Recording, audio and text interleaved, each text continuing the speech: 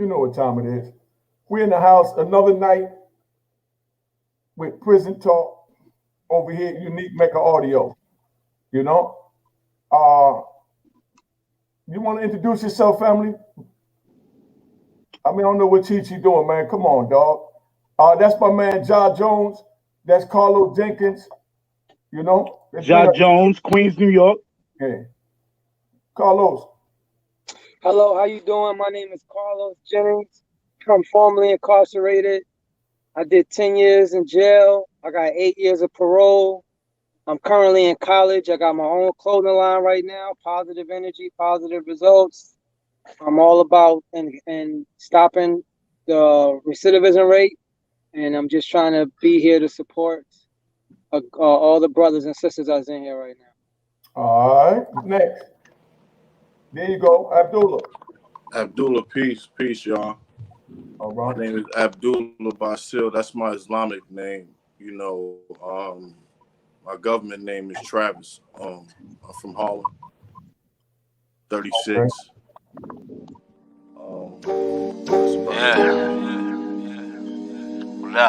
Cheers, toast the crime, toast the crime, the crime, the crime, the crime. What?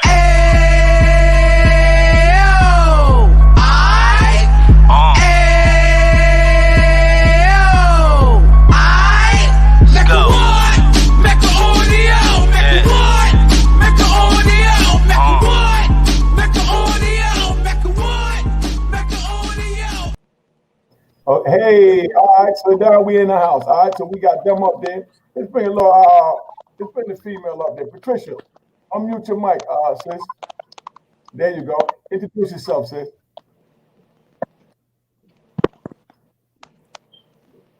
Introduce yourself. We're gonna bring the next one. We ain't gonna do that. Rodriguez, and originally from New York, Harlem, but I'm in South Carolina right now. Can you hear me? Yeah, we can hear you. Go ahead. Hello, everybody. My name is Hassan. I'm from Harlem. My name is Giselle Rodriguez. Hello? Okay, go ahead. I am originally from New York City. Came down here to South Carolina about 10. I wanted to join a year in Greenville, South Carolina, and it's been a long time from then. I have my own cleaning business, and that's about it right now.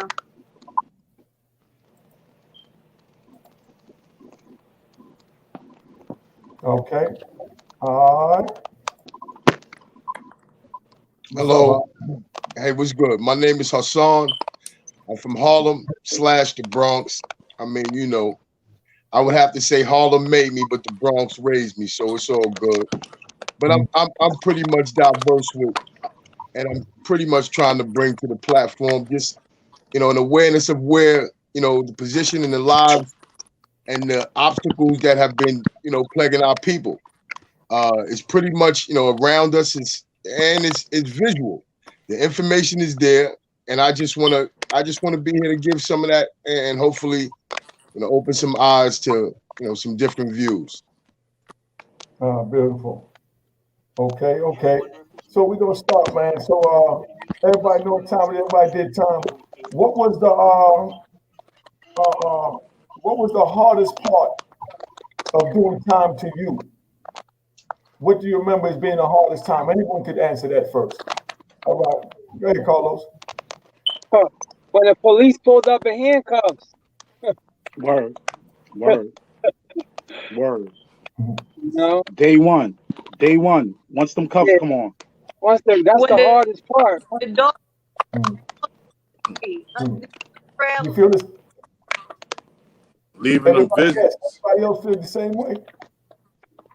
Okay, hold up. We got another guest that his equipment came in a little late. Hold up. Hassan, introduce yourself, bro.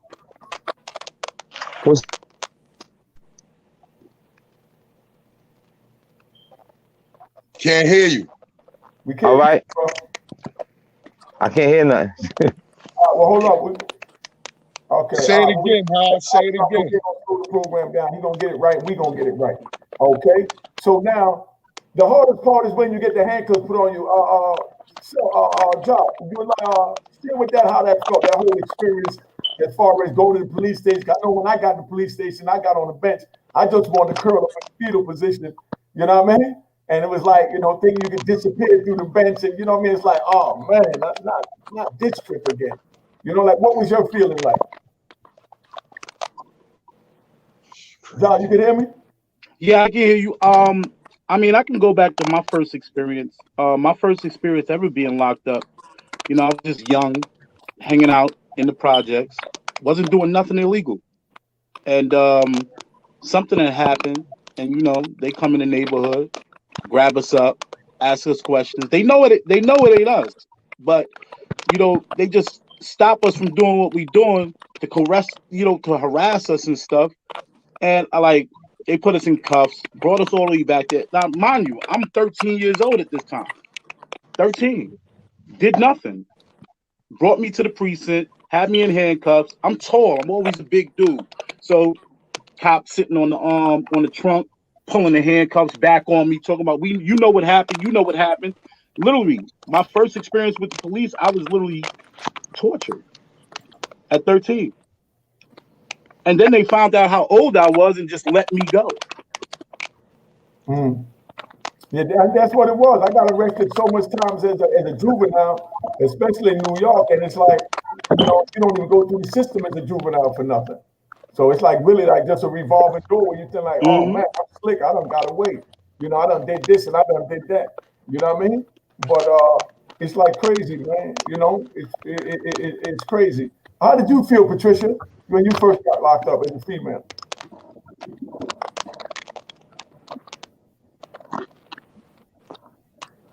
Patricia, could you hear me? Okay. I think she got a little delay. She got a delay due to her Wi-Fi. I was scared about getting scared of the time they was about to give me. That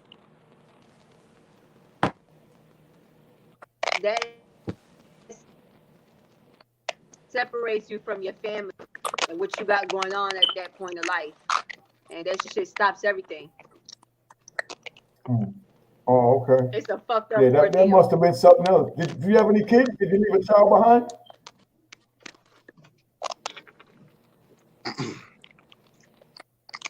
That system is really delayed. Nah, it's the Wi-Fi, man. Her joint's slow. What is it? After the fact. Could y'all hear out there? I'm kind of glad I didn't have a kid at the time. I think that was more rougher. Yeah, okay. It's crazy. All right. Okay. So do y'all feel now that you already did the time and you done been through it and all that, how do you feel about how your women should be picked as far as for a life mate? As far as, before that being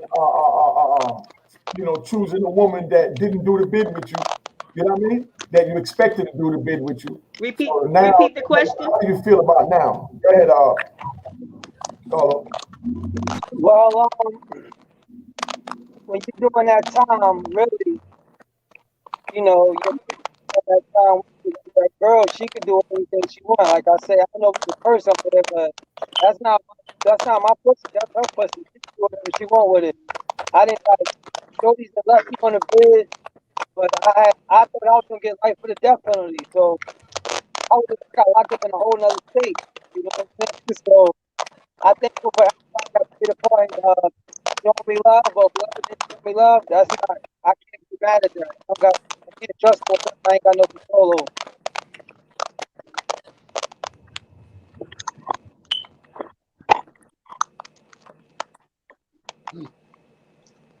You understand? Now to add to that, in most cases when I get incarcerated, I've learned to do much the same, like not even try to keep ties to my relationship, because it's like I can't do nothing for you.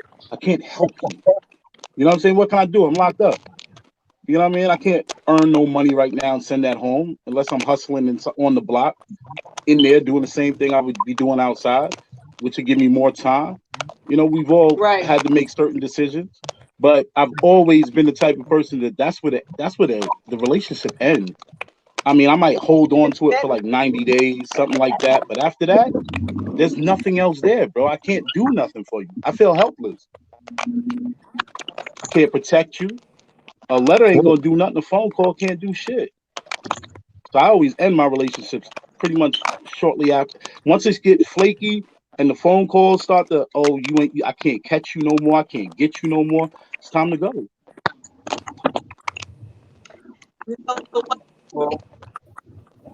But I mean, that's a different situation when you got kids, though.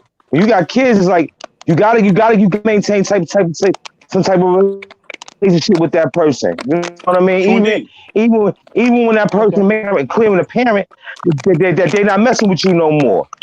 It's like it's like you know what I'm saying that's the double-edged sword to it. You know what I mean? Because you know what I'm saying. You know when you got them children, you know what I'm saying. You know what I'm saying. You got to, you know what I'm saying. You got to take some kind of contact with them, hear their voice, let them hear your voice, and even though the other person and that happens because most people in a relationship, you know, in my experience, I had the high, you know. Do everything for me, and then everything today turn around and stop doing everything. You know what I mean? So you know what I'm saying. So, but you know, I still had to maintain some type of relationship because I had children. I had children with the women that you know different women when I went into prison. So you know, I say, and even though I was worried about the physical relationship, I was more concerned about kids and this that and that was primarily it. Because when you back there, you forget about outside. Other than my kids, I wasn't worried about outside. I'm worried about what I'm doing back here. Well, for me, I'd like to add real quick. I didn't have kids, so your dimension is different, and I feel for brothers like that because I've had to talk to brothers in there growing up in there. You know what I mean? I did 20 years. I did just about 20 years of my life in prison. I went in at 16, did 4 years, came home, in and out ever since then. And then I just got hit with 12 and a half. That's how me and Unique met. I met Unique in the prison. I met him in the feds. While he did 26, I did 12 and a half with him. 12 and a half with him. You know what I mean? So I went in young. Think about it. I went in when I was 16. I did 4. I was cut off. Didn't have no kids. I felt fortunate that I didn't have any kids. But then I came out. Got caught back up. Didn't have no kids. Got caught up. Went in for the whole 12 and a half. But then I found that I did have one 10 years later. Right. But she hid that from me. So I understand the brother's pains that have been in there. Wow. But I had a situation where she lied, got married to some other dude, and didn't tell me nothing until I was short. Remember I told you, Uni. She popped up when I was short, ready to come home. Like, yo, when you coming home? What's up? I'm like, nah, I just want to know about the kid. Now she don't want. Now I'm out. Right. Been out 4.5, 5 years paper. I'm almost off. She don't want nothing to do with me because I don't want nothing to do with her. She won't even let me talk to my son. He's 17 now. He'll be 17. I'm born December 17th. He's born December 30th. This is the child I always wanted. I wanted a child that would share my birthdays ever since I was born. Or at least be in my month. Right. This was the child I always wanted. She hid it from me just because I went away and she didn't even tell me before I went away. So I be dealing with all types of stuff because of this, bro. For real, man. They did a number on me. Yeah, exactly. That's what incarceration do. They do a mental job to all of us. It breaks down the family. It affects us. It affects our people. It affects our kids. You know what I'm saying? And what happens is when we run in the street, you know, we young, so we don't realize that. You know what I'm saying? That you know that our well-being, our person is the foundation for a whole lot of other people. You know what I mean? And when they snatch you off the street, that's when you got time to realize if you so caught up trying to provide and do this and that, you know what I'm saying, and trying to evade, that you don't realize that you more proud being there with somebody on the line. You know what I mean? And that's one thing, you know what I'm saying? What brothers got to understand, you know what? You know, your kids don't understand. Your kids don't care about the money. They don't care about the name. They don't care about No, none of that. They don't no. care They what's you want there. You you. know what I'm saying? They want You know you. what I'm saying? You They know, want and you. that's yeah, exactly. Exactly. You know what I mean? And we've evolved to that. You know Yeah, what I'm saying? Because we was yeah, children. We was yeah. children. We ain't create the conditions. We ain't create the conditions that were born in.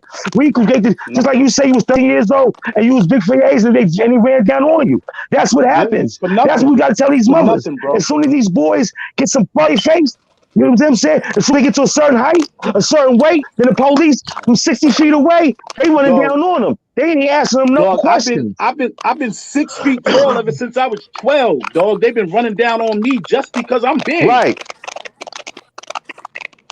I ain't doing Exactly. nothing my whole Exactly. life. And that's the But thing. but You get go ahead, bro. they even got a nickname for you. By the time they run down on you, they even got a nickname Word, for you. You don't even know they got a word, nickname for you. You follow what I'm saying? word, Now, They've been word, watching you for the past word. 6 They months. calling you They've been, you know what I'm stuff. saying? They got a nickname for you. Come on, big Some of man. the names of the dudes in the Come police on, light in the skin. hood Come came on, from red. Come police. on, half, whatever you Came know what I'm from saying? police. Motherfucking police. They even got a And nickname. So motherfuckers and just it stick to something because else. we got these middle-aged men, we say, And I said some people names came from the police because the police was saying but some shit that just it's stuck to them. I'm losing. see what I'm saying? Oh, it's having yeah, trouble responding. the volumes are going in and out. Mm. Yeah, hey, House, try not to talk too loud. It seems like when you get excited, your volume goes in and out. Okay, big bro? Uh, Okay, baby. All right. All right. uh, hey, how is that for you, Patricia, as far as for females when you go in? Did you leave a child behind like I was asking before? I don't remember the answer to that if you did give it. Frank Taylor, thank you. Patricia, I know your things are a little delayed, so give Patricia a minute to answer. She will be coming in. We got too many people up here, too much things going on, you know? But I'm curious to see how, if the females go through that as far as with whoever is holding the child for them on the outside. You know what I mean? Yeah. Okay, yeah, I like that. Patricia Mooney said whoever is not talking should mute their mic. Maybe that would help. And then when you start talking and you mute the mic. Thank you, Tamika. That might work a little better so we could give it a shot. But I'm trying to hear Tamika as far as how the females feel, doing time.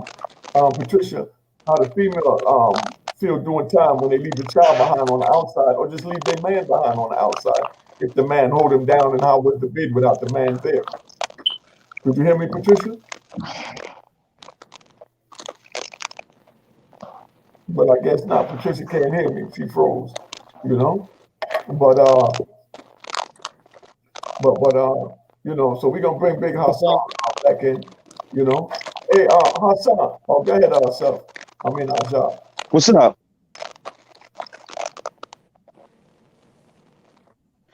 I muted my mic. I got you. So I just wanted to add that like people really don't understand. Like I understand this crime. Crime exists. You know what I mean? I've done things in my life and in my past that looking back as I've matured, I'm 42 now. You know what I mean? So I've matured. You know what I mean? I've reflected on my own past mistakes and I've made mistakes. But the system as a whole, it seems like there's a whole nother path for certain people in this world that don't look like me, that they can make mistakes and they can make bigger mistakes than I made and not be held accountable for it. You know what I'm saying? Like we can, like me, I can't relate a lot to those who had children before they went in because I didn't know I had a son before I went in. I had to deal with that torment on the way out and dealing with it while I'm out. You know what I mean? But you see so much activities that they're targeting us, bro. Like I was made to feel like a criminal before I ever committed a criminal act, dog. Just How was walking in my that? neighborhood. How was that, family? How I was that mean, you felt that way? listen, listen. I can go back to my earliest time ever having a run-in with the police, right? I was walking with my grandmother, right? Now my grandmother, she's an elderly woman at this point, man. I'm 42, but I come from very old genes. Like my grandmother was born like right after the Revolutionary War. She died, she was well into her hundreds. You know what I'm saying? She was about like 110, 100, close to 110, let's say, on average. You know what I mean? So I'm walking to the post office with my grandmother to mail a package to my cousin who's incarcerated, as my family believes wrongly, right? So I'm holding this big package. We walking from my house. Mind you, I come from a middle class family, and I'm not shitting on nobody for not coming from that. You know what I'm saying? We ain't gonna let this be about social economics, but I'm just saying, I'm not in the projects. I'm coming from our house. You know what I'm saying? In a middle class family. My father was a truck driver at this point in time. You know what I'm saying? I'm not saying I was ripping and running my whole life and doing, like, I had other opportunities, yeah, but I was made to feel like my only opportunity was to be targeted. And so this is the first time I'm ever targeted, bro. Literally with my grandmother. Cop comes up, we need to talk to you. My grandmother got a cane, but my grandmother ain't no sucker because she was born way back then. She picked her cane up, put it in the cop's chest and said, listen, my grandson's been with me this whole day. He ain't gonna know with you. And told me to get behind her. My grandmother's smaller than me. My grandmother half Asian, half black, born in the South. Little lady. You know what I'm saying? And that's my first, like my whole life, I've been made to feel like a suspect. Like the choice, the decisions are already made. They're boxing me into a path. You know what I mean? No matter what I go left, I go right. They there pointing at me. They calling me a suspect. Come here, perp. My whole life, dog. That's how I feel. What you think could be done different? You know, during our time being incarcerated, especially being in the feds, like we came across so many different types of individuals with so many different tales. But the tale for every person that looked like me, dog, has been the same. Persecution. Being treated like a suspect. You know what I mean? So what can be done differently is that, like, I don't know if it's we need to do something amalgamatively. I don't know if we need individuals to start legislating where there has to be a certain amount of individuals that come from a certain background. I don't know, bro. But if I'm always looked at like I'm different than Joanne or Bobby Joe that come from, like, people really don't understand, dog. Like the vast majority of white people in this country live with nothing but white people in this country, dog. We're stuck in our numbers are all inside the cities, bro. And they're living out here in these farmlands, and they're making up whatever they want. They can tell them whatever they want. They can picture us however they want. And the media's been doing it. We've been crackheads all the time inside the early movies. Dope fiends and early. Look at all of our stars. Look at every last one of our stars that had to come up. They all started out as what? What was Halle Berry? What was Halle Berry? She was a crackhead. First movie. Look it up. Look it up. The only one that didn't come from that was Lawrence Fishburne. Or he was in Orange Juice Jones back in the day. Little kid. Oh, they killed Orange Juice back in the day. They're the only one. Like, our whole image in this whole world is that we're a criminal. We're bad. Black is bad. We did the knowledge of that back in the days. I used to be a 5%er. We did the knowledge to the dictionary itself. Everything associated with us. And I'm not black. Look at my color. This is a black shirt. I'm brown, bro. But they've called us black. They've associated us with nothing but negativity, bro. For years. Even while they persecuted us, they associated us with criminal acts while they were beating our ass, dog. While we were in slavery and in bondage. They still said, oh, we can't let them out. They're going to rape our women. Can I say something? Go ahead, Big Bro. Say something. So, while I'm in school in the white jet, and the project was to do a PSA on like school shootings. But if what we see, then we need to have like a forum like this where it's Speak represented it. and the message is represented in a way where, you know, we understand it, or we can, you know, it's portrayed more relatable to our life.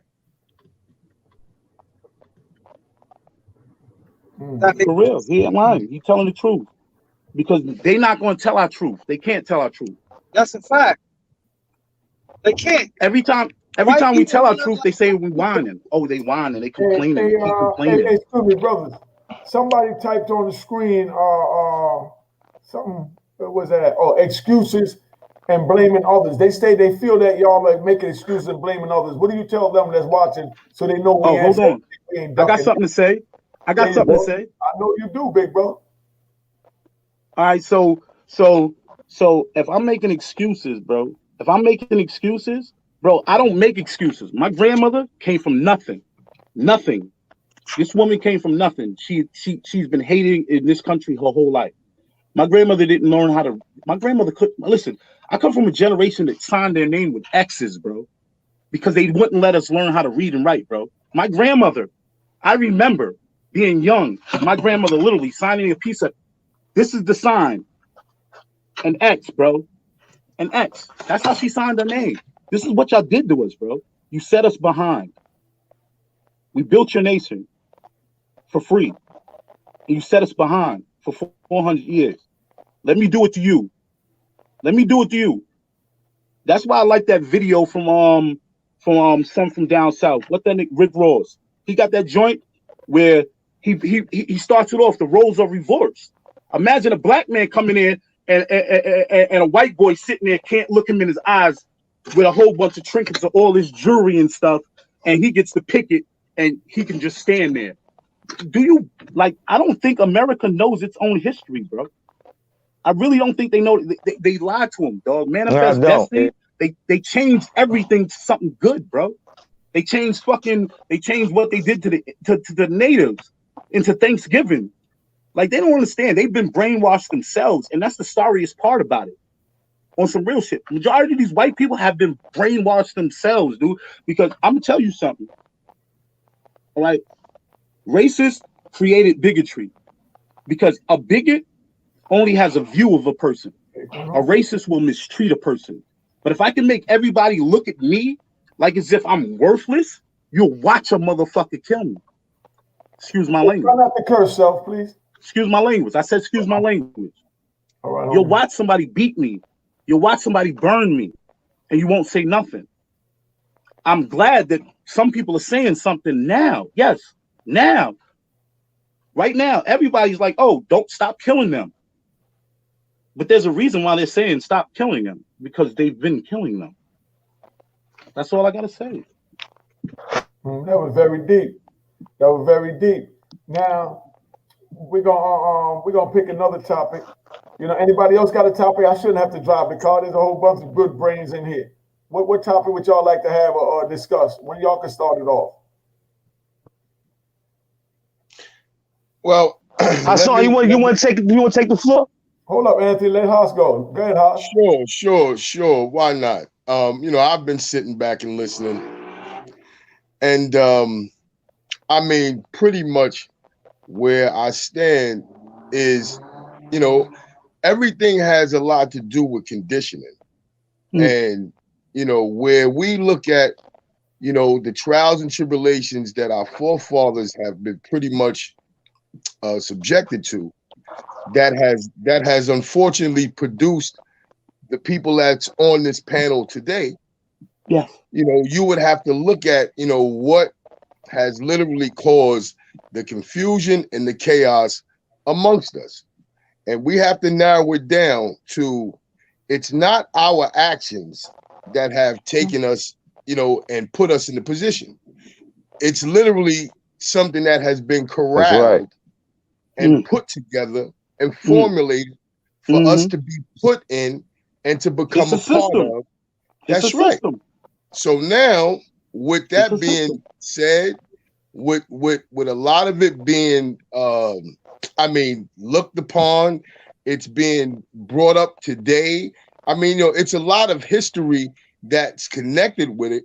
But at during our the 40s, the 50s, a lot of that information wasn't privy, and there was a lot of us like I said, being how would you say, corralled into not dealing with books, not taking on education the way you're supposed to. So yeah, we were deprived of a lot of things.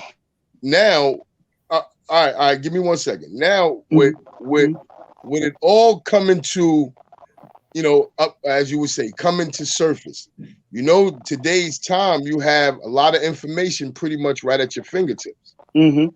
But what you will see now is, with the information still being out there, what actions are the people really taking to understand it and then put that information into activation? We a lot of us are pretty much at a standstill. We in between a rock and a hard spot. And I was speaking, right. I was speaking with the brother Hassan earlier.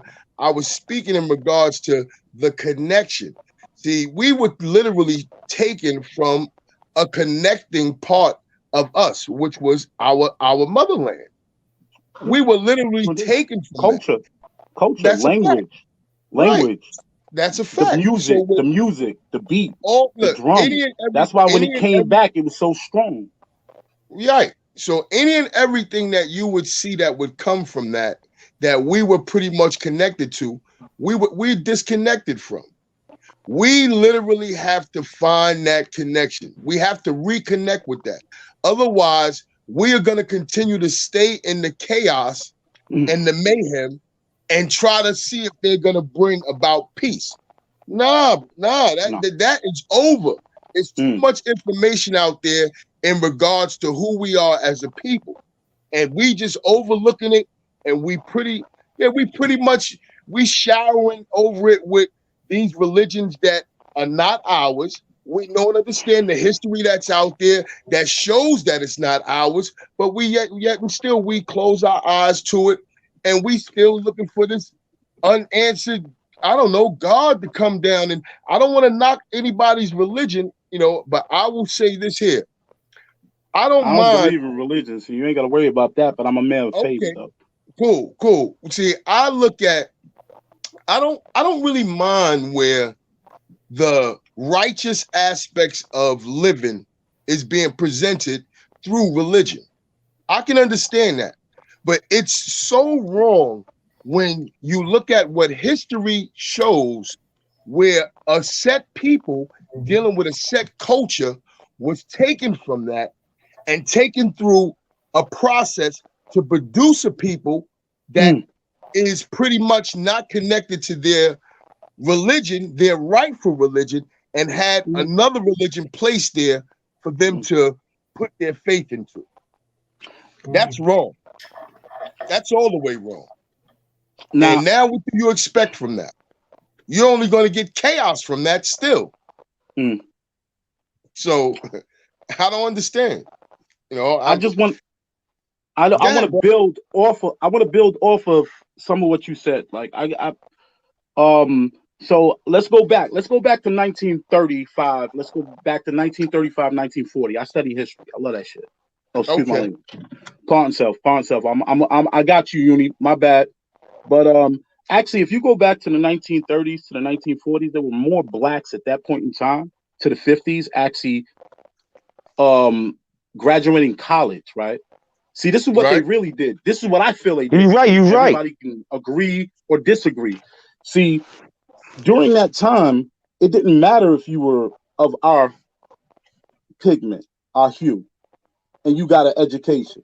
You couldn't get a good job. It didn't matter, dude. It didn't matter.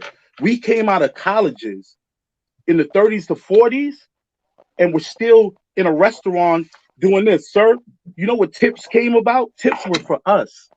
Tips were a way to keep us down. That's how the tip system really came about, bro. Tipping was due to the separate but equal shit. Oh, excuse my language. Yeah, I get passionate because I study history and I know this stuff. So they put us in that bind where we couldn't get good jobs, so it didn't matter. Why am I gonna waste my family's time, right? This is back. You go back to the Malcolm X movie where it was like, yo, they kept while he was in the school, where they kept telling him, I want to be a doctor, I want to be a lawyer. No, you're gonna be a carpenter.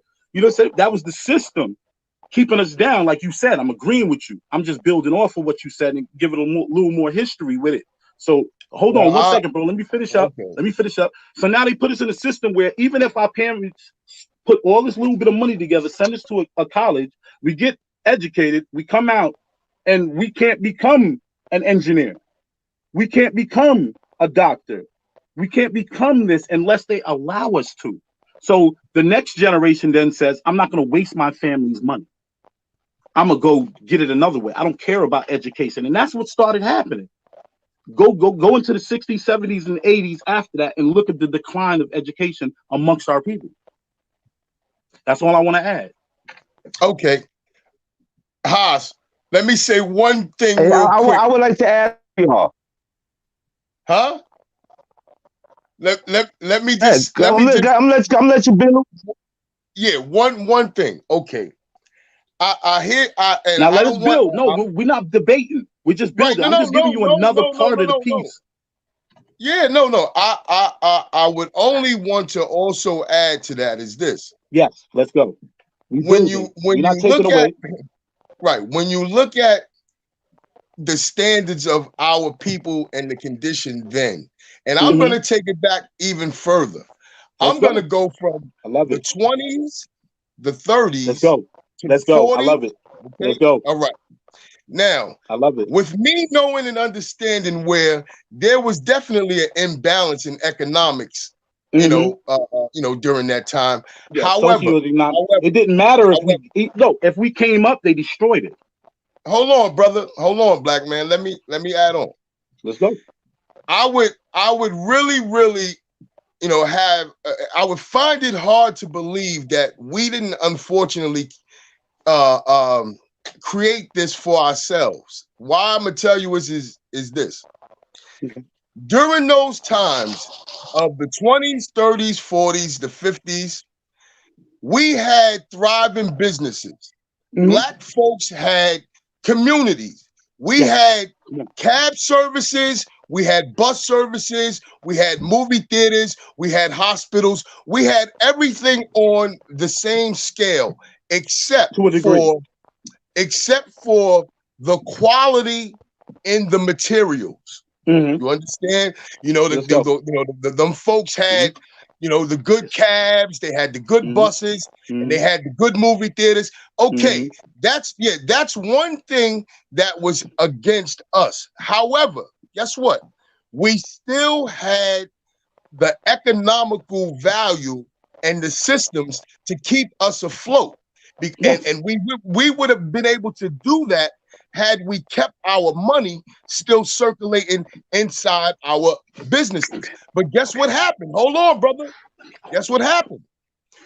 Black folks decided that they did not want to go to the black movie theaters, ride in the black cabs, ride on the black buses. They started to protest, and this is all facts, and this is all history. That they started protesting not for the communities of blacks, not for the establishments of blacks, but you know what we protest? We protest to ride on the white buses, the white cabs, going into the white restaurants and the white movie theaters. Ooh, I gotta get in there. With that being done, automatically tore down the economical, psychological value of how blacks were supposed to keep it together. I gotta add though. Let me add. There led to a lot of the demise and destructions of our communities and buildings. Let me add. Let me build with you. Now, do you know what Central Park used to be? Do you know what Central Park was? Central Park was a black town. It was a black town at one point in time. It was a black town. It was a black town. It was no. I'm not talking about Black Wall Street. This is before that. It was a black town. It had 120 built. It had 120 families living in it. They had structures. They had everything. All right. So this goes back to what I'm saying. This is where they destroyed our economic value. They literally came in and said, we need your space. They used, I keep telling everybody this, they can take your land today if they need to build something that they feel is more important than what you're living, than the area the value of the area, right? It's called eminent domain. So they used this law called eminent domain and told them they had to leave and built a damn park, dog. A park was more important than a small black city that was thriving in the middle of that metropolis. That's what I'm saying. So they've always shot us down and destroyed our value every time we built it. It was more than that. It was more than that. And I'm saying that the psychological damage created what you're saying. Where they were like, nah, we don't want to. Nah, I want to be like them. But okay, go ahead, Hassan. I see your hand up. I gotta stop. Yeah. I'm just building. Yeah. Good bill. Oh no, I want to. I love to add on to both of y'all brothers and Sam, because both of y'all was beautiful. You know what I'm saying? And what we doing here tonight is beautiful. Because what we doing here tonight, we're repairing the image of brothers like us. Because that's why it's okay to go after us. That's why it's okay to hunt us. Because it's the image. Our image has been destroyed. You know what I'm saying? So what happens is image has been destroyed. You know what I'm saying? It's okay for the end results that they have before us. So what happens is we're breaking the paradigm right now, and this is what we do. We got to thank Brother Unique for bringing us together and help prepare the image, because this is the problem. I love you, bro. You know I love you, bro. Because right here, you know I love you. You know I love you, bro. These brothers right here, all these brothers right here, we all the stories, of course. We all in prison, but we talk educated. You know what I'm saying? We some educated brothers up here, and we talk and we build and we articulate. You know what I'm saying? How the system oppression affects us. We putting the whole puzzle together. You know what I'm saying? No one's arguing at all. They want to say, exactly. Oh, y'all complaining? We're showing you systematically what y'all did to every last one of us. Every last one of us, educated brothers who decided. I educated myself. I was like Unique. I was dyslexic. I got all types of educational issues. But because of brothers like you, and that's beautiful, told brother. me he was going to do this in the yard. He told me he was going to build this platform, and Unique inspired me, bro. And I'm not gonna lie. This is. No, man, brother, and this is why I'm thankful that we here. This is why with all the energy, all of this spirit, the spirit is here working here, because you know our ancestors want us to do this. But this has got to stop. Our children are out here they looking up to us, but they have nothing to look up to. You know, we have to understand something. We got to love being black. By the time our children are 4 years old, they already know that we hold no power in society. You know what I'm saying? Mm-hmm. We have to come together as a collective so we can come to have so we can show our and our women and our children that we have, because that's why we being victimized in the penal system, because we don't have any equity into the system. You understand? So we don't have, because we don't know how to create it. And what happens is all that finance that we had, we lost it because we've been diluted. When our children go to school, when they go to higher education forms of factocracy. You know what I'm saying? It has a bunch of people that feel as if they're above or more influential, more intellectual than people, because different terminologies. You know what I'm saying? But that just means you not know instructions. We have to understand the liberal arts degree come from the Greeks, what means citizen. To be a citizen. You know what I'm saying? So what happens is, you know what I'm saying? So we have to understand that, we got all these overinflated egos. We got these overinflated egos, and what happens is the soldiers, we the alpha males out here. We the alpha males. When they got the alpha males to the other group, the dominant culture, they send them to the U.S. Army. They send them to the Marines. They send them to the police department. You know what I'm saying? That's what they do with the alpha males. You know what I'm saying? But what happens is that they've determined what the alpha male. They've determined what the alpha male does. They said the alpha male behaves in this manner. But the alpha male can also be intellectual. But what happens, they don't want us to see that. You see that with Frampton. You see that with Malcolm X. You see many other brothers that came before us, Marcus Garvey, that came before us. And what happens is we have examples to follow. We have examples to the blueprints that's been laid before us. So it's up to us, you know what I'm saying? And understand that we're dealing with science now. Because what happens is that we know we're dealing with self-hate. And self-hate is that we could go harm our brother. We could go harm our brother. But as soon as we hear the sirens, and as soon as we hear the lights, so we're dealing with that auditory cortex and we're dealing with the ocular nerve. So as soon as, say this conditioned reflex, this Ivan Pavlov's the thing with the dog. So we dealing with that. So boom. So what happens is that they already know that we'll fight each other. But as soon as they come on, we gonna be peaceful. You follow what I'm saying? So what happens is that what they this is called social engineering. You know what I'm saying? Mm-hmm. So we have to work on. We have to first bring together and bring in love. You know what I'm saying? We have to love each other. We have to show the children. We have to show the women we can get along. That we can love each other. That we can respect each other. Because that's what's needed. That's what's needed. That's how they're able to infiltrate. We gotta be men. That's how they're able to infiltrate us because we don't love ourselves. We have to be men though and love ourselves though. Exactly. Just have love and there's nothing more. There's nothing more. I'm gonna give you pause. I'm gonna give it to you, baby. I'm gonna give it to you. But there's nothing more important.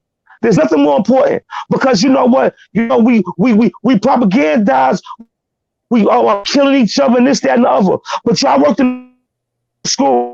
You know what I'm saying? And I'm a victim of crime violence myself. I saw my godfather killed at 4 years old. So I never knew I had this anger inside of me. I never knew I had this rage inside of me. You know what I'm saying? It took me 40-something years to realize why I had this rage inside of me. You know what I mean? So what happens is that, we have to stop this because what happens is all we do is perpetrate it on each other. Talking about, and what happens is now we have to elevate ourselves. Like you said, didactic. You taught yourself.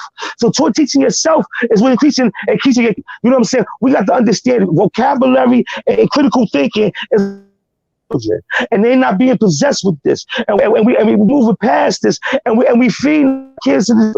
We feed children to them. You know what I'm saying? Because it's breaking our mothers down. So I've seen mothers, as I got older, I've seen mothers couldn't get out the bed because their son was in prison. You know what I'm saying? Get out the bed. I was in shock. Yeah. You know what I'm saying? Yeah. Because we take their head, keep it pushing. She couldn't get out the bed because we was in the joint. Yeah. You follow what I'm saying? So the thing about it is that we gotta start humbling ourselves. We gotta start loving each other. We gotta start understanding that know what, that this gangster, this is a caricature. This gangster thing is a caricature. Because most gangsters, if you know most gangsters, they humble people. They nice people. You see what I'm saying? You know what I'm saying? Just drag it, let the dragon just stay asleep. You know what I'm saying? Don't wake the dragon up. When you wake the dragon up, then you will see man on fire. But see, you see what I'm saying? Keep the dragon asleep. You follow what I'm saying? So what we trying to do here is we trying to show the young brothers a modality, a way of operating. A way of operating so you do to handle your problems. We trying to teach them pro-social behavior, not anti-social behavior, but we're trying to teach them pro-social behavior, that's conducive to community, so that we can have babe, I talk all night. Baby, do your thing. Drop it like it's out there. The other brother had something to say. Go ahead, bro. I like hearing you talk, bro. Right. Okay. I appreciate you have a good mastery over your addiction, man. You have a good mastery over your addiction, man. I like hearing you talk, bro. Thank you. Oh no, that's a solid brother right there. All day, every day. Hars, let him have it, baby. He said Hars, let him have it. Yo, beloved, I mean, like I said, to look, listen, observe, and and respect, and to be able to hold up, and to be able to weigh and judge on whether or not to give it respect is something that I've been able to deal with, in the growth and development of just life. Now, I look at where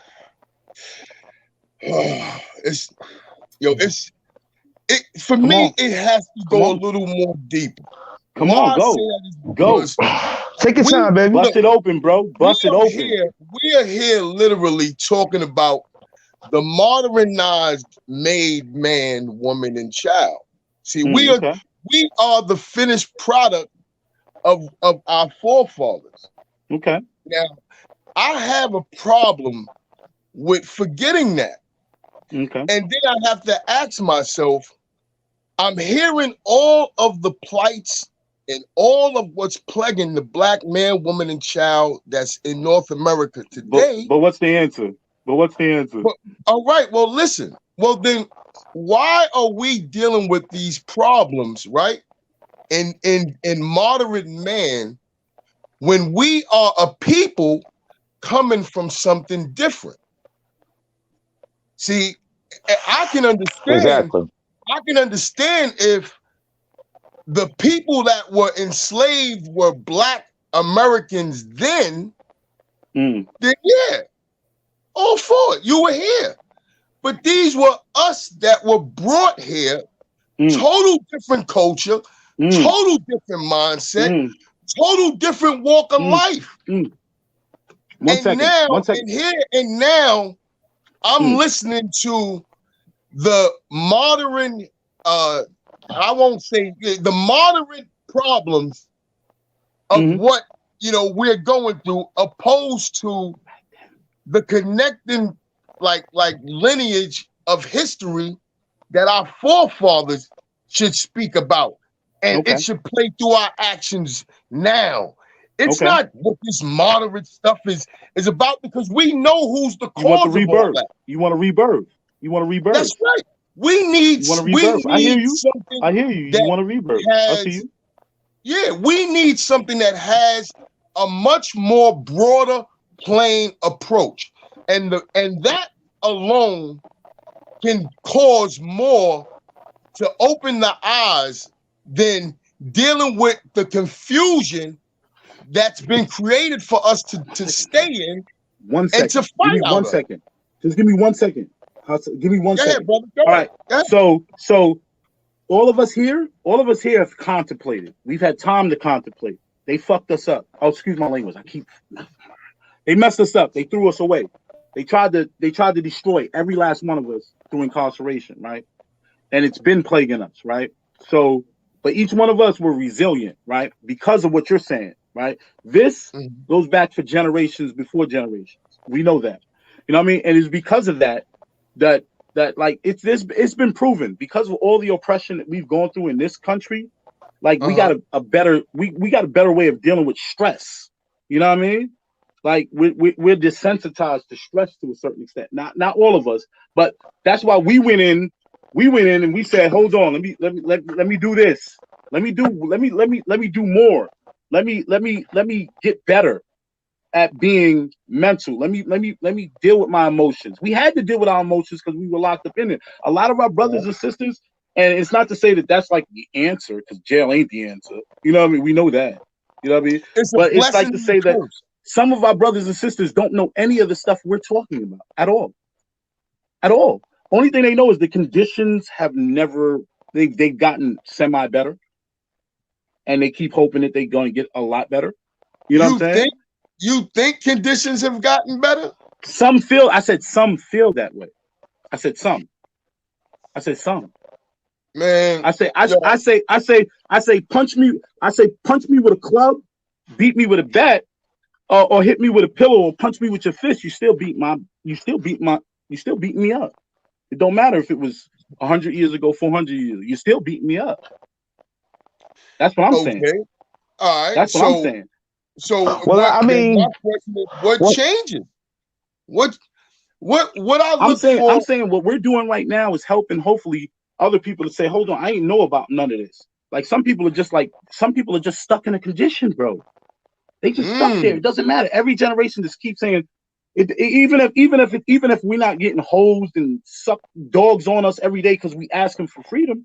But you know what I'm saying? While we're still living, where every last one, there isn't a black person on this planet Earth that tells me they haven't felt like they've been pulled over, harassed by police, harassed in a store, made to be felt like they're a thief, like they're lying, like they're incapable of doing their job, like they're lazy, like they're not trustworthy, like they need to be watched. I mean, of course. Okay. Hold on. Pause for a minute. We got a question on the screen. If y'all can see the screen. Well, you know, that's systematic oppression. Hold on. You know what I mean? When Stevie Wonder said, "When you believe in systems that you don't understand." Hold on, Hodge. There's a question. Hold up. Important question. DC all day got the floor. Somebody read that question aloud. That's what we need to talk about right there, gentlemen. I got it. It says, how will this conversation help a young teenage kid? Go ahead, Haas. You good? All right, well, how will this conversation help a young teenage kid that's hungry and don't know can I answer that? Coming from? Ooh. Can I answer that? Ooh. Wait a second. Can I answer that, please? Can I answer that? Monkey person, 3 minutes till we pass the mic. Go ahead, Haas. Let's go. You got 3 minutes. All right. So images shape our reality. Images shape our reality. So the image of us, the image of us sitting here talking articulate, talking like gentlemen, building together. That's what's going to help a young brother, because it's that image that's going to say, I see myself in him, because that's the image we got to project. There we go. We got to project positive image with brothers who look and talk like us. And that's what's going to help a young brother. Because what happens is walking the walk, is walking the walk and talking the talk. You follow what I'm saying? And say that's what we need. Too many characters pretending to be us. That's the problem. We got too many characters. I've never rapped. I've never sang a song. I've never wrote a lyric. I've never tried. I've never cared. I can't rap.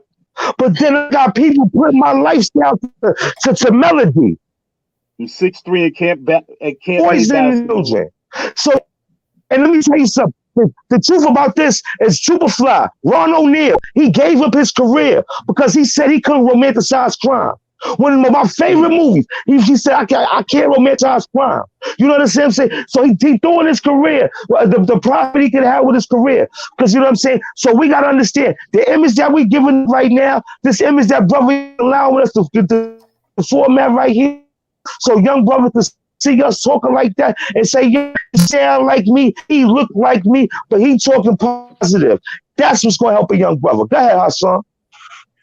Hey, man, hold up. Go, JJ, hold up, I'm sorry, baby. Hold up, hold up. I can't even come behind you on that. 3 minutes. Okay, look, I can't even come behind that, because the last bit of your 20 seconds was everything that I was thinking. That's right. This platform alone will allow young men, women to at least get a chance to see us literally interacting. And it may not be in the type of settings that they are really used to. They are used to more than likely seeing us being in the streets, on the corners, having arguments, hanging out, opposed to having a platform speaking on a positive note or speaking on any notes at all. Just we're trying to be a part of a solution rather than a problem. And that would be enough food to feed a young, inquisitive mind today. You don't have a lot of brothers these days or sisters really clinging to a lot of religious aspects, because a lot of the young women that were having babies weren't dragging their kids up in the church. So you have a lot of broad minds that would be a lot more receptive to brothers that are out here and sisters that are out here speaking on a positive note. So I can really see where this can definitely help rather than hinder somebody. So, go ahead, brother. You're welcome. All right.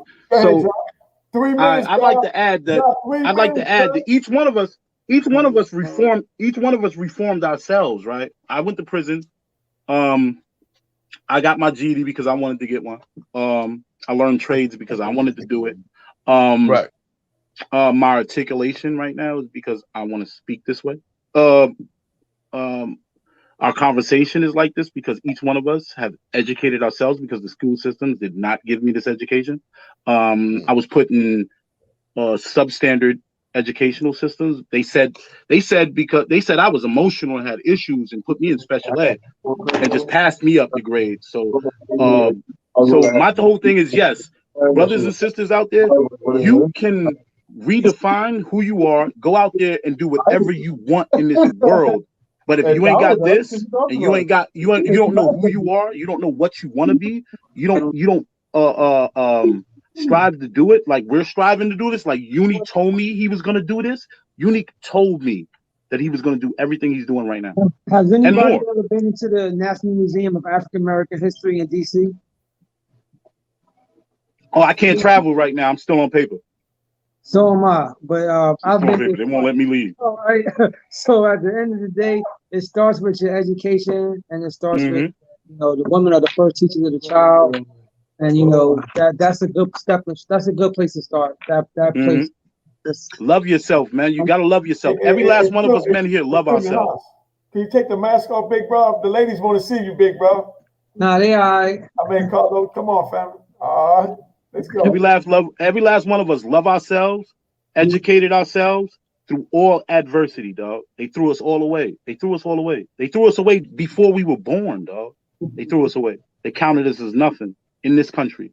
And look at this. Look at us. They threw us all away. They gave this man life. They gave Unique life. He made mistakes and he admits that. I made mistakes. I admit that. But I mean, I know a whole bunch of other people that don't look like neither one of us that ain't talking like us right now. And they've been given 1,000 chances. Yeah, let me ask you a question, my brother. I mean, we all have a story to tell, right? And when I look at what really comes out of our stories, it's pretty much relative. You know what I mean? When we look at a lot of our struggle, it has a lot to do with us trying to pave a way, to get out the struggle. When I look at a lot of the tools that were pretty much at my fingertips, I can't really argue and I can't really, say, it was a type of condition. I was fortunate enough to live on both sides of the fence. I lived the life of, living in what you would say the neighborhoods of 144th Street between 7th and 8th, where I originate from, to move to the Bronx at an early age. But then at my Where you last from in the Bronx? Listen, what part of the Bronx? College Avenue, Finley, Keller, Clay, Morris. 161st. My mom's living 161st, Morrisina, Vietnam. Okay, that's what's up. So now I'm Queens and the BX. Right, but now here's my big change though. Here's my big breath of fresh air. I wound up moving to California. You understand me? Living with my father and my stepmother. You got a little bit of Tupac in you then. Well, I lived in Oakland. I'm only saying that because Tupac said the same thing. He went everywhere, and you know what he saw? The conditions are still the same. Well, yeah. Well, hear me out. The conditions are still the same, I must admit. But unlike where you have the suburbanized areas and you have the hood areas, it's one thing where, these people, I won't say these people, how people live in the suburbanized areas and try to compare it to our hoods. Because this is what I found. When I lived out in New York, out in the hood, guess what? When I walk out my front door, it was footsteps away from me, literally down my throat. But when I lived in California and my moms and my dad had the house in Oakland Hills, guess where I had to go? I had to go to it. Yeah, I had to leave out of my residential area to go to the drama and all of that. You understand me? So it was a big difference. It was a very, very big difference when it came to me getting in contact with it. You understand? Now I understand where, our neighborhoods, hoods, they exist. But when I look at what and how they were strategically formulated and literally red taped off for a certain amount of productivity as a society base is supposed to produce, then I know I have a problem. You understand? Because inside those restricted red areas is where a lot of the crime is going on, and where these suburbanized areas are on the outside looking in, they're able to pretty much stereotype. They're able to that's what it is. That's you what understand? It is. That's where the bigotry comes in. That's where the bigotry comes in. Right. Now here's the main thing. Can I say something? Yeah, brother. Sir, excuse me.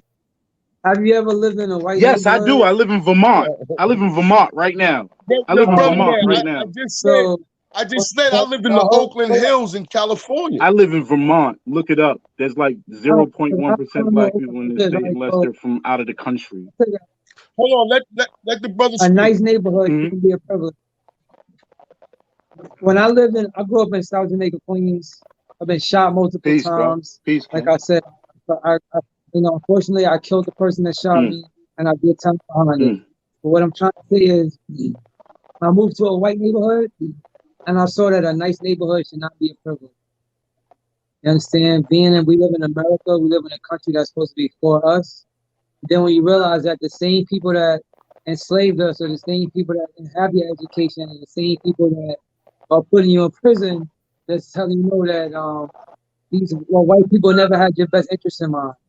And because a white neighborhood shouldn't be a nice neighborhood if a black neighborhood isn't the same. So that's what I just like to add. Peace. I agree. I agree where the similarities and neighborhoods should pretty much be, but that would be as they would say wishful thinking. You have predominantly residential neighborhoods that would pretty much depict strategically made that way for us to see it for what it is. And they want us to see those nice columned homes, those nice white faces poking out of them. They want you to see their kids in neighborhoods playing around, being able to run around, cross the street, kick the ball out there. It's got a fast car running through. You understand? Get them in the platform. Opposed to, we look at our neighborhoods, we may have similar setups, but unfortunately, this is what plagues our neighborhoods.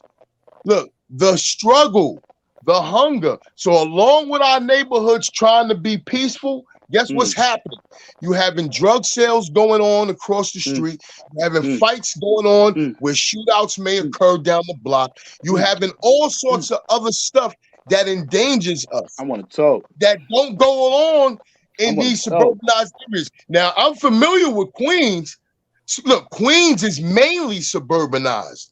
That's what it is. Don't get it twisted. I'm from the suburbs, bro. Right, don't hate on me. But guess don't what? Hate on me. But Queens ain't the suburbs. It might look suburbs on the front. It might look like the suburbs on the front. But they get busy out there, baby. Oh no, we get busy. Yeah, you know what I mean. Keep it real. No, we get busy out there. I love the fact that I love the fact that I grew up in a private house. I live there. But we got busy in my house. Hold up. We got busy in my house. Hey, John, hold up. Let's deal with the question on the screen. Danny F said, do you fellas feel that the feds or the state programs offer enough programs to prepare for Hell no. Why not? No. Can I answer that real quick? No. Big Hold on. I didn't hear the question. Do you fellas feel that the feds or the state programs offer enough programs to prepare inmates for release? No. I'm gonna say no. Right? No. They give you your social security card. No. And they tell you go outside and hit the streets. That's it. They get your birth certificate. They do not prepare you for re-entry. You got your birth certificate, social security card. That's it. Bye. That's it. And bye, they y'all. do not prepare you for re-entry. They have Yep. They have millions of dollars allocated. They have millions of dollars allocated nationwide. Nothing is being done to help. This is more helpful on YouTube for free than what they're getting, than what they're being done. Prisons. That's right. That's right.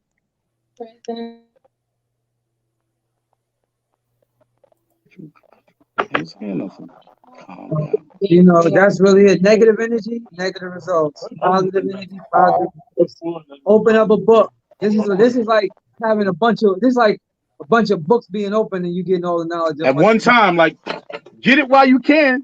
All right. Exactly. Most definitely.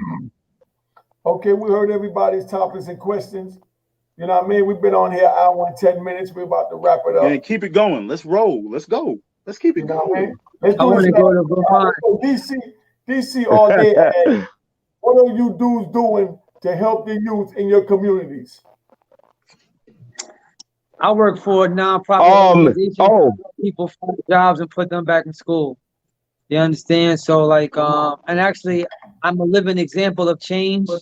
Like I said, like, I only education amen. I thought I was ever gonna have was on Rikers Island with a GED. Mm, Now, no pop, for real. working Peace, on King. a degree. Amen. And you still a king. Actually, I hand out turkeys. Like, you know, I am a living example. Start where you stand. So like I've been on parole for 6 years, and then and each I've gotten do the next right thing, do the next right thing, and do the next right thing of that. I worked at Boston Market. I worked at Popeyes frying chicken. I was a janitor in LA Fitness. I did Adopt a Highway cleaning up garbage. Now I'm in college. I got my own clothing line. Get it. Live an example of Get it. anything possible. Don't That's let me right. tell you That's no. right. That's right, Los. Anything is possible. And that's it. You know. Proud of you, young bro. That's right, Los. I'm proud of you, my brother. You know I For know, real. baby. For real. Don't even know you, bro. You I'm know proud I of you, know. bro. Haas. I'm proud of you, I don't know bro. if I can share that, Haas. I'm proud of you, baby, for I real. don't know if I can share that, Haas. I was on America's For real, Most for Wanted, real. and Haas was really helped me out. Haas helped me out when I was on America's Most Wanted. He fed me, and he did a lot Right. for me. You understand that? He did a lot for me with people who said they love me, turned their back on me, and wanted to turn me in. You understand? This man said, "Yo, Lowe's, leave and don't trust nobody because these people, they got ulterior motives." You understand? And he knew them longer than he knew me. And that was good information for a child who didn't know what his destiny or what his future was going to be. So thank you for having me here. Thank you, baby. Welcome, bro. Thank you, Los, man. You just I want to thank families in soldier, man. action Thank on you, Los, Facebook. baby. You was a soldier from day one, baby. Love you, my nigga. As far Word. as myself, I mentor a lot of individuals in my community. I play chess with young individuals, help to get their minds into strategic planning and stuff. I also have my own publishing company. I published this book a couple of years ago, Eye of the All right. Storm, by Eye of the Master Storm. Michael Ramsey. It's available. Please do not get it on a download. Actually buy the actual physical book, because if you go on Amazon and do it digitally through Prime, we don't get paid nothing. That's how they screw us. But this is a brother that we were all incarcerated with, wrongfully convicted. We're trying to raise funds to get him out by means of the sales of the book. Any brothers that's locked up that want to come to Connectivity and get your book published, I started it so brothers could get their books published, get their words out there, and have a platform to tell their truth. All right, Connectivity, that's CONEXTIVITY, and the book is everywhere. All right, get it on any format, but buy the physical book. That's how we get my brother paid, and hopefully get that money to get him out. All right. Eye of the Storm, y'all. Eye of the Storm. That's peace. Well, I mean, well, me myself. Get Hoss.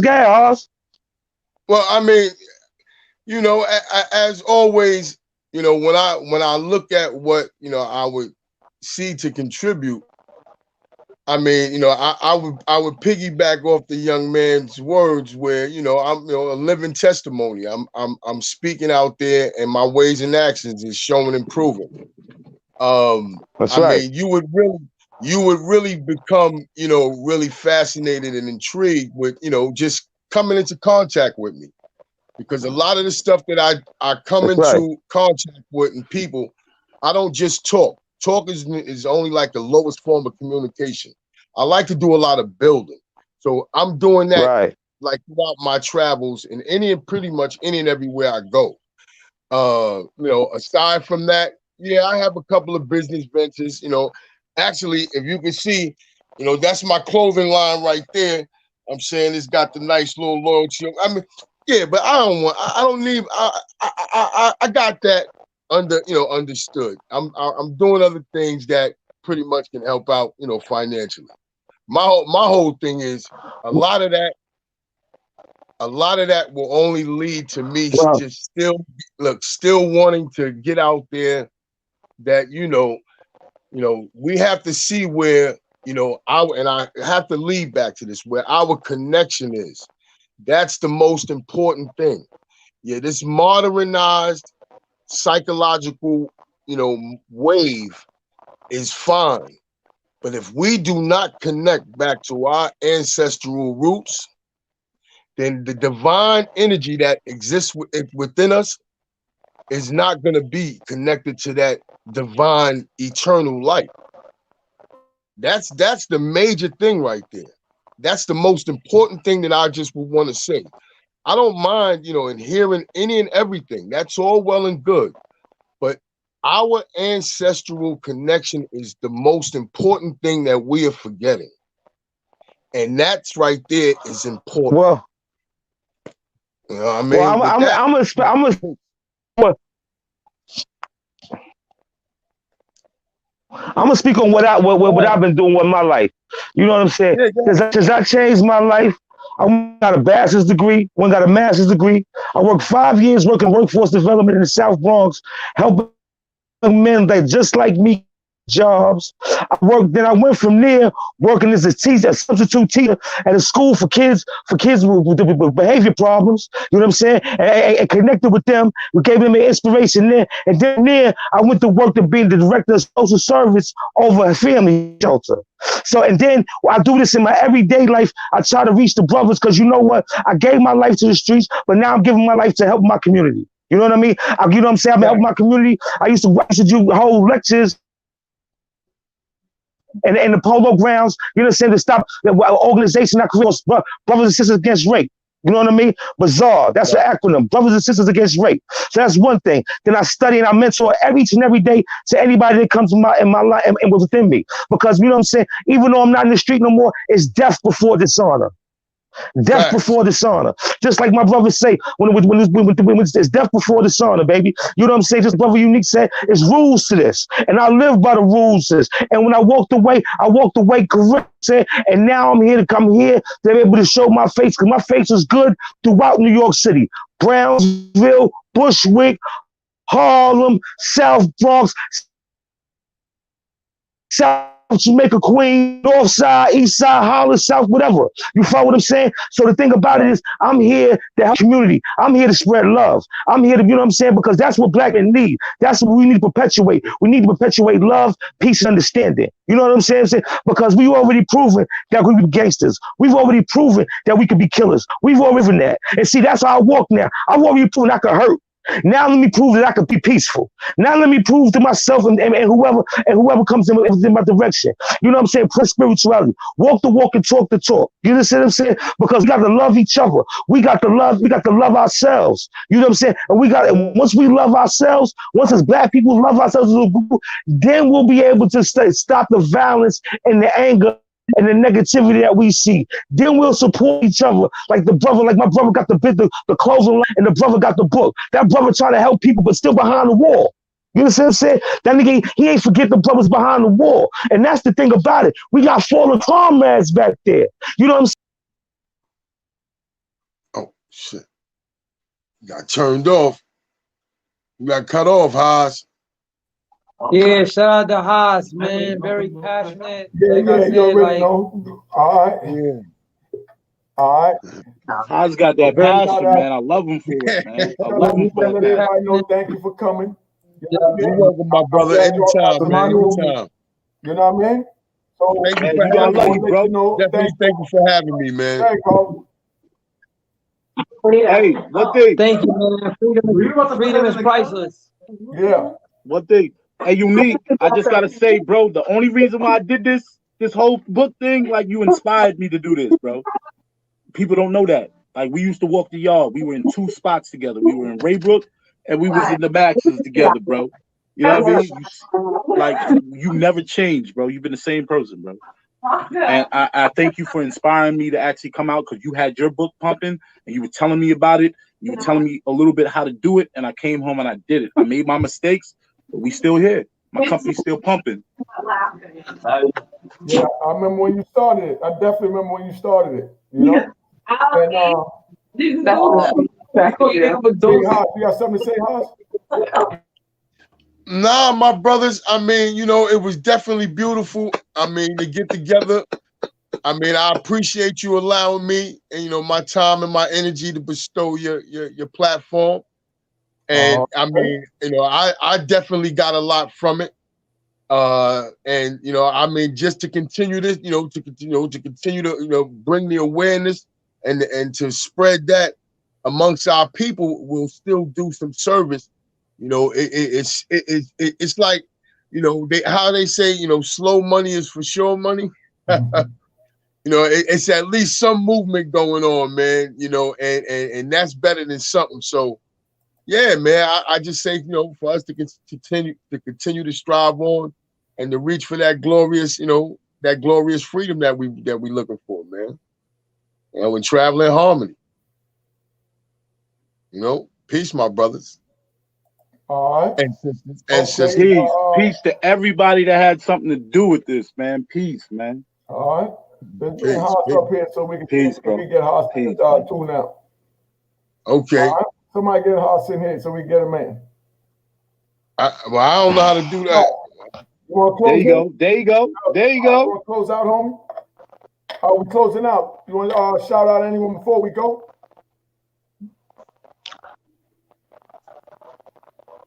You know we got a shout out.